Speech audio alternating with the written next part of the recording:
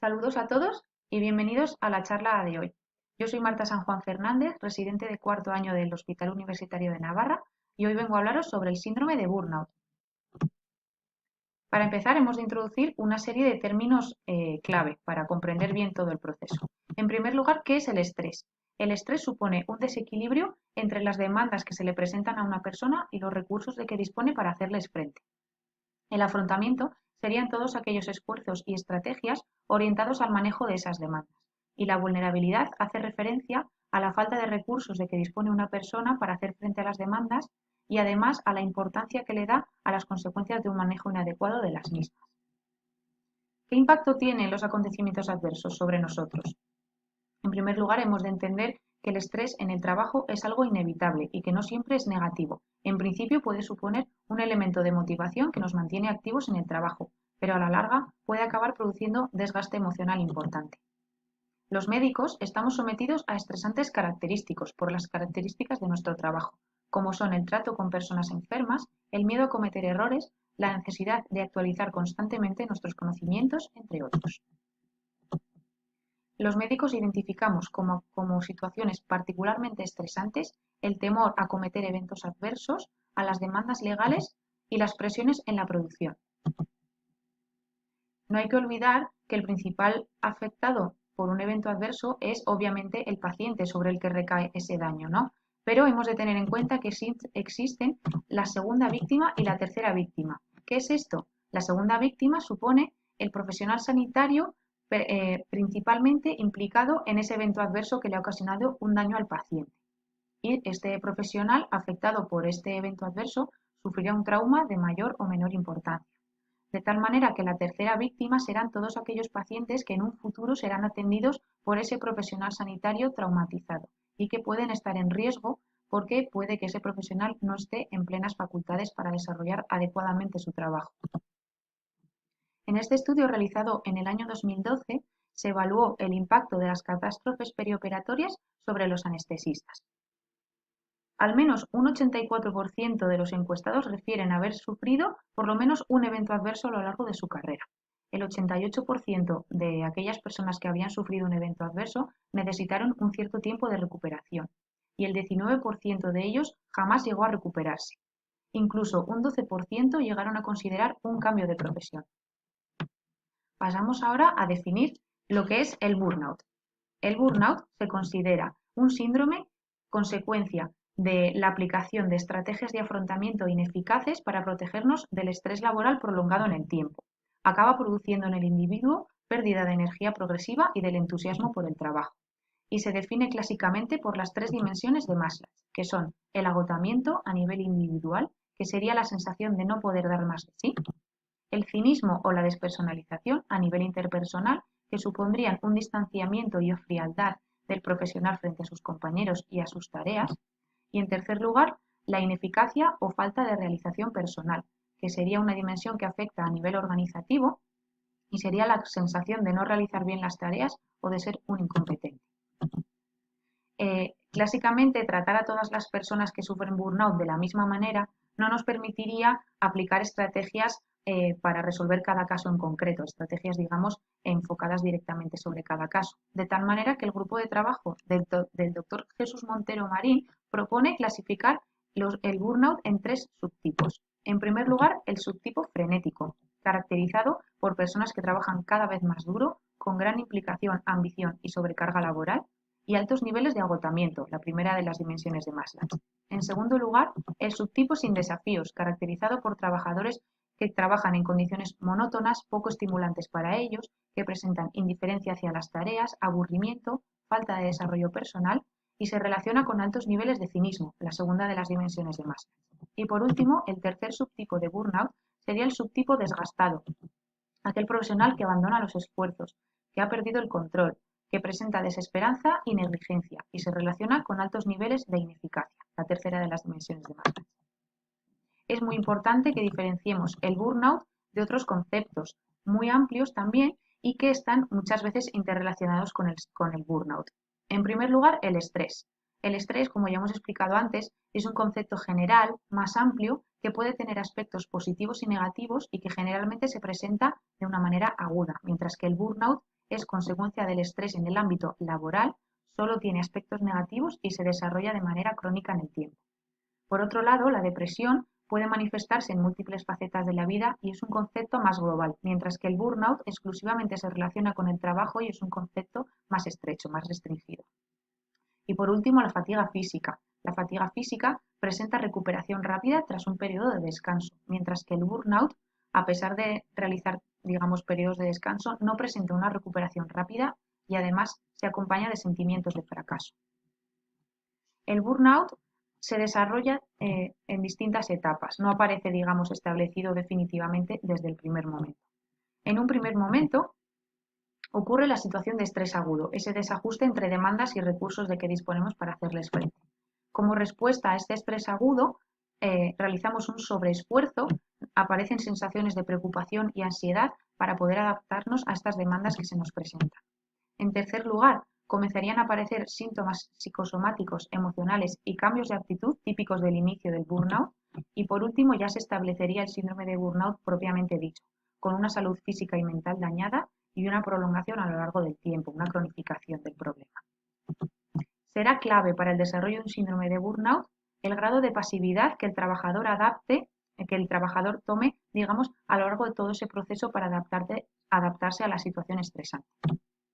De tal manera de cuanto mayor sea la pasividad que el trabajador adopte, mayor será el desarrollo, más rápido será, digamos, el establecimiento de ese síndrome de burnout. Pasamos ahora a ver una serie de estudios acerca de la prevalencia del síndrome de burnout en los médicos. El Informe Global de Calidad de Vida y Desgaste Profesional del Médico, elaborado anualmente por Medscape, analiza situaciones de agotamiento físico y psicológico en médicos de distintos países: el Reino Unido, Estados Unidos, Francia, Alemania, Portugal y España. Podemos ver en estos gráficos que los médicos españoles presentan un 37% de prevalencia de síndrome de burnout, siendo los segundos más afectados por detrás de nuestros compañeros portugueses. ¿Cuál fue el principal factor que produce descontento en la vida laboral? Pues digamos que, bueno, como vemos en este gráfico, el 66% de los encuestados referían estar muy satisfechos con su vida personal fuera del trabajo, y lo que les hacía sentirse mal con su trabajo, principalmente en los médicos españoles encuestados, fue una retribución económica insuficiente. Los principales problemas a nivel europeo que contribuyeron al desarrollo de situaciones de estrés y de burnout en el trabajo fueron la gran cantidad de tareas burocráticas, pasar muchas horas en el trabajo y la falta de reconocimiento de nuestra labor por parte de las instituciones y también por parte de otros compañeros de la misma profesión. En cuanto a los factores de riesgo del burnout, se señalan en esta diapositiva los que se consideran más importantes. En primer lugar, el sexo femenino. Las mujeres generalmente reportan niveles de estrés laboral más elevados que los hombres, y esto es debido a ese concepto muy arraigado en la mayoría de las sociedades de que la mujer es la que debe implicarse de manera más intensa en, digamos, la vida dentro de casa, en el cuidado de los hijos, en el cuidado de la casa, etcétera, por lo que suelen tener más problemas a la hora de conciliar la vida personal con la vida laboral. Vemos que existe una relación directamente proporcional entre el número de horas dedicadas al trabajo y el riesgo de desarrollar síndrome de burnout. Se ha otorgado un papel muy importante a las deliberaciones éticas al final de la vida, en el desarrollo de estrés laboral y de, por lo tanto, un síndrome de burnout. Y es que se ha visto en distintos estudios realizados en unidades de críticos que el propio hecho de tener que detener la administración de soporte vital a los pacientes es un acontecimiento, un hecho más estresante y más angustioso para los profesionales que la propia muerte de los pacientes. El ser médicos jóvenes que llevan poco tiempo en los servicios y el pertenecer a equipos muy grandes y multidisciplinares también son factores de riesgo para estar estresados en el trabajo y acabar desarrollando burnout. Y por último, se ha visto que los subordinados frente a los gerentes suelen manejar peor los síntomas de estrés laboral, ya que generalmente los superiores, los gerentes, suelen disponer de más tiempo para organizar sus tareas y su trabajo que el resto de trabajadores. Vamos a ver ahora qué aspectos caracterizan la aparición y el desarrollo de burnout en los anestesiólogos. Nuestro trabajo, que generalmente se desempeña en el entorno perioperatorio, se caracteriza por un estrés constante de bajo nivel al que se suman episodios impredecibles de estrés extremo, como pueden ser las intervenciones quirúrgicas emergentes que no podemos controlar. pacientes que no conocemos, que vienen muy graves, inestables, etcétera. Somos una especialidad sobre la que recae una alta presión asistencial y generalmente desempeñamos jornadas largas. Debemos estar con un estado de vigilancia sostenida que muchas veces nos quita horas de sueño. Tenemos una gran responsabilidad sobre los pacientes y es muy característica la imprevisibilidad de nuestro trabajo. Y también es una profesión en la que peligrosamente el acceso a drogas es muy fácil, lo que puede tener consecuencias peligrosas para los pacientes, perdón, para los profesionales que viven situaciones emocionales límite. Hemos querido citar este estudio australiano acerca de la satisfacción laboral, el estrés y el burnout en anestesiólogos porque resume muy bien las características de nuestra profesión. En primer lugar, mencionar que las limitaciones del tiempo fueron citadas como las razones más comunes de estrés en el trabajo. Los encuestados a menudo indicaron que sienten una elevada presión para terminar los partes quirúrgicos y que esta falta de tiempo causó mucho estrés. Sin embargo, cabe destacar que los problemas clínicos fueron, digamos, reportados como menos influyentes en el desarrollo de estrés en el trabajo, lo que indica que tenemos capacidades de sobra para hacer frente a situaciones clínicas complicadas, pero que lo que más repercute sobre nosotros es esa presión del tiempo, ¿no? En cuanto a las maneras que pueden contribuir a reducir el estrés en el lugar de trabajo, la más importante fue la de contar con asistentes especializados en anestesiología. En este caso, pues haciendo referencia a equipos de enfermería especializados en labores de anestesiología. Se ha visto que suponen un apoyo importantísimo para nuestro trabajo en el día a día. En cuanto a cómo reaccionamos cada uno a las situaciones de estrés, pues cada uno lo hace de una manera. Discusiones con compañeros, discusiones con la pareja, irritabilidad, viajes o, por ejemplo, el uso de sustancias. Cabe destacar que hay una gran diferencia entre la percepción que tenemos nosotros de nosotros mismos y la percepción que tienen otras personas de nosotros.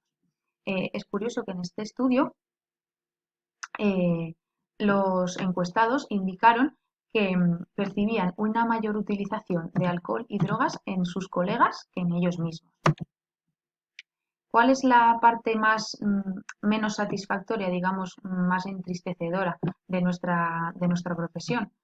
Pues los anestesiólogos australianos reflejaron que el pobre reconocimiento de nuestra labor por parte de otros compañeros u otras especialidades es el factor que más contribuye a producirnos, digamos, eh, estrés en nuestro trabajo o estar a disgusto con nuestro trabajo. Pero no todo va a ser malo y se señaló que la parte más satisfactoria de la anestesia pues es el poder brindar atención médica y procedimientos de calidad a los pacientes. También fueron valorados muy positivamente la posibilidad de desconectar de nuestro trabajo al llegar a casa y otros colegas pues reflejaron que, digamos, la propia administración de la anestesia y esa magia que tiene la anestesia sobre los pacientes era la parte que les producía mayor satisfacción del trabajo. En estas tablas se recogen nuevamente los principales factores de riesgo de desarrollo de síntomas graves de burnout o de alto riesgo de burnout, como son la edad por debajo de 30 años, más de 70 horas de trabajo y el estado civil soltero y el hecho de no tener hijos parecen ser factores de riesgo frente a estar casado y tener hijos, que son factores protectores frente al desarrollo de este síndrome. ¿Y qué pasa con nosotros los residentes de anestesiología y reanimación? Pues resulta que somos un colectivo especialmente vulnerable, porque hacemos muchas guardias, sentimos esa necesidad de tener que llegar a todo en nuestro trabajo y especialmente en las guardias, falta de horas de sueño, falta de supervisión en muchos casos, tener menos supervisión de la que deberíamos y de la que nos gustaría, problemas a la hora de integrarnos en un servicio grande, nuevo y desconocido para nosotros y muchas veces que vemos restringidos nuestros derechos. En este estudio de aquí se observó que el grupo sometido a mayores niveles de estrés laboral eran los residentes de tercer año. ¿Y qué consecuencias tiene el síndrome del burnout? Tiene consecuencias a distintos niveles. En primer lugar, tiene consecuencias importantes para el individuo, en distintas esferas. A nivel emocional, produce depresión, desesperanza, pesimismo, irritación. A nivel cognitivo, pérdida de valores, expectativas, distracción y cinismo. Y a nivel físico, problemas gastrointestinales, problemas de sueño o incluso fatiga crónica. También tiene consecuencias a nivel conductual, Propicia el absentismo laboral, a la evitación de responsabilidades e incluso al abuso de sustancias, no solo la cafeína, sino otras más nocivas. Y también consecuencias sociales, comportamientos enfocados hacia el aislamiento, conflictos interpersonales, evitación e incluso mal humor familiar. Pero el burnout también tiene consecuencias para las organizaciones y las instituciones. Existe una baja tasa de satisfacción, implicación e interés laboral por parte de los trabajadores, lo que propicia el absentismo, el deterioro de la calidad del servicio, la producción de conflictos interpersonales y el aumento de errores y accidentes laborales.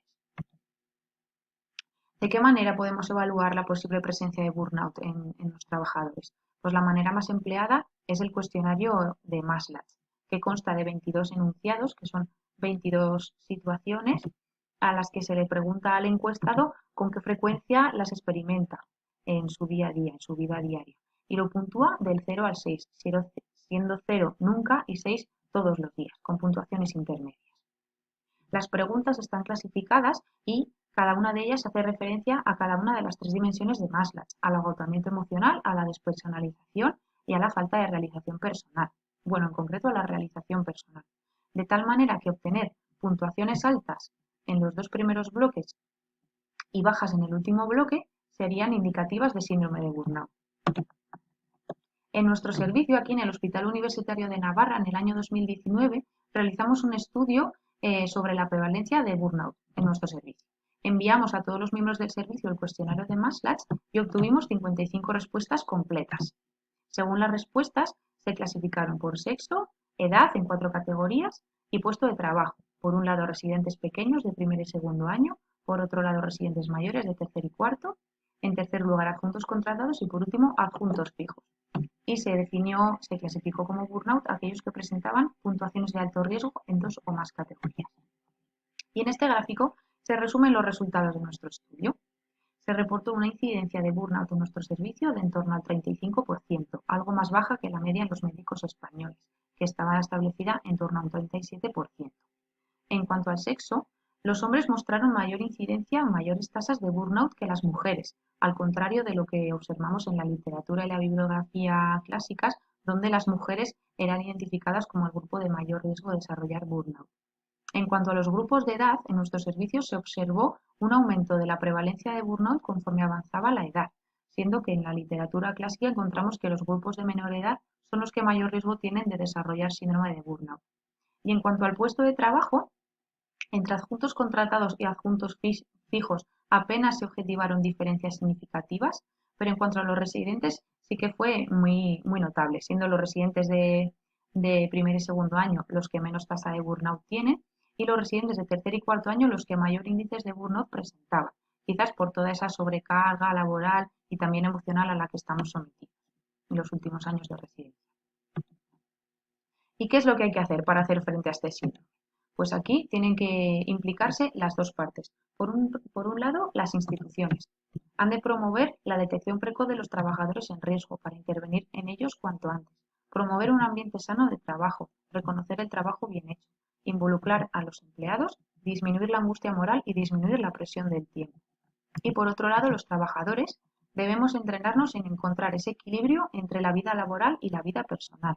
Identificar aquellos factores que nos suponen un estrés en nuestro entorno laboral para intentar ponerle solución. Tratar de llevar un estilo de vida saludable para sentirnos lo mejor con nosotros, lo más a gusto posible con nosotros mismos.